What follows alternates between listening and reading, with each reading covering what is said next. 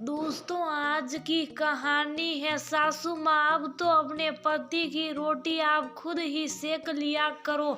दोस्तों, कहानी शुरू करने से पहले अगर आपने चैनल को सब्सक्राइब नहीं किया हो तो कर लीजिए ताकि आपके पास पहुंच सके हर नया वीडियो।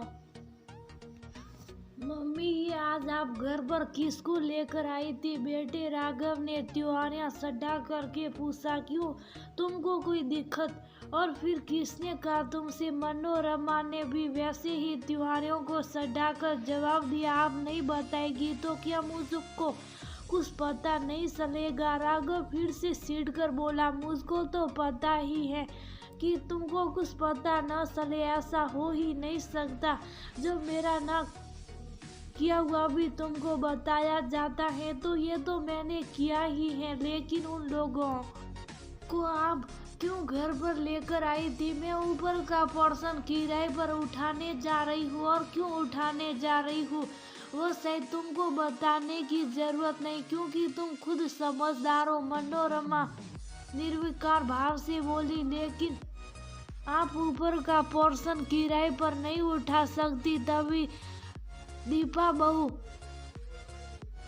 पास आते हुए तमक कर बोली, उस पोर्शन में हम लोग और हमारे बच्चे रहते हैं। क्यों क्यों नहीं उठा सकती? ये घर मेरा है। क्या मैं अपनी जिंदगी का इतना बड़ा फैसला भी नहीं ले सकती? जब कमा सुदपूत होते हुए भी माँ बाप को हर चीज के लिए तरसना पड़े तो उससे ज्यादा शर्म की बात तो कोई हो ही नहीं सकती। तुम लोग अपना टिडोला सारा सामान बांधो और अपने लिए कहीं और व्यवस्था करो। व्यक्ति बेटे के होते ही भूला नहीं समझता कि उसका बुढ़ापा सुधर गया, लेकिन ये नहीं जानता कि बुढ़ापा सुधरने के और बिगड़ गया। ये घर मेरे नाम है। मेरे जो जी चाहेगा वो मैं करूंगी। देखे तो भला कौन मुझको रोकता है? मनोरमा संकल्प लेकर बोली, बुढ़ापा खुद में ही एक बीमारी होता है। अब समय के साथ भावेश और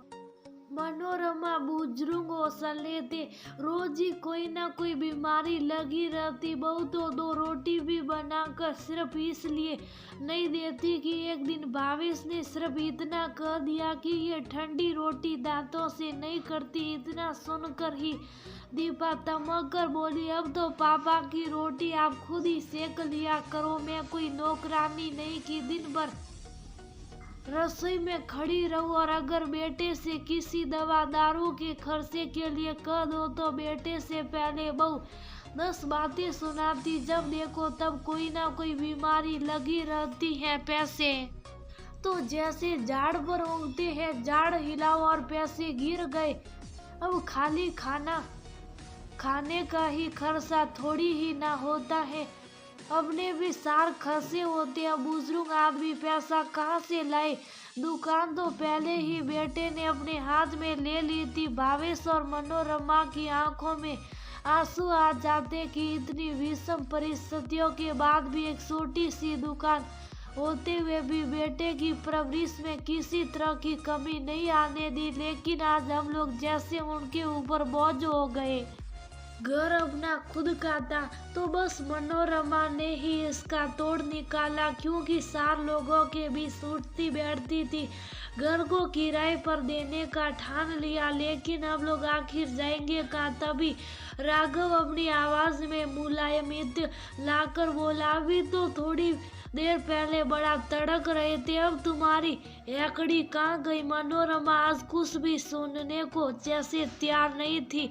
सॉरी मम्मी जी, हम लोगों से गलती हो गई, अब हम ऐसा कुछ भी नहीं करेंगे।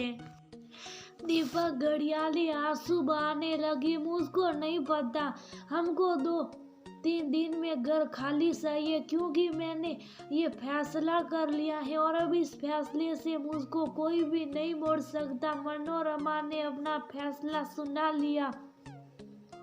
पापा अब कुछ क्यों नहीं कर रहे? मम्मी कह रही मम्मी से वह दोनों वही चुपचाप बैठे। भाभी से बोले, बेटा राघव, जब बहुत तड़ातड़ तुम्हारी मम्मी को जवाब देती है, जब मैं कुछ कहता हूँ तब मुझको भी सार बातें सुनाने से बाज नहीं आती, तब तुम्हारे मुंह में क्यों ताला लग जाता है। मैंने जरा सा कह दिया कि मेरे दांतों से ठंडी रोटी नहीं करती। बुढ़ापे में सास को खड़ा कर दिया गया। चूल्हे पर रोटी सेकने के लिए इंसान औलाद पैदा करता है कि बुढ़ापे में सीखी सिखाई रोटी मिलेगी, वह भी नहीं नसीब। तुम्हारी माँ किसी खर्चे के लिए कहती है तो जाड़ में पैसे उगने लगने का ताना दिया जाता है। मैंने ही मनोरमा को स्वतंत्र छोड़ दिया ये फैसला लेने के लिए, और वह जो कुछ भी कर रही है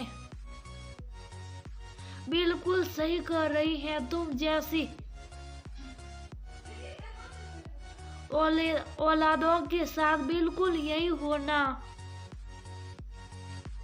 सही है। अब तुम जानो और तुम्हारी मम्मी, और अगर ज्यादा मीन मैं की तो दुकान भी खाली करवा लूंगा। वह जमाना बीत गया जब बच्चे ज्यादतियों करते रहते थे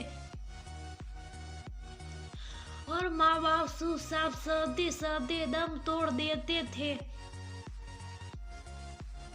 अब आज के समय में बुजुर्ग भी सजग हो गए हैं। भावेश गुस्सा कर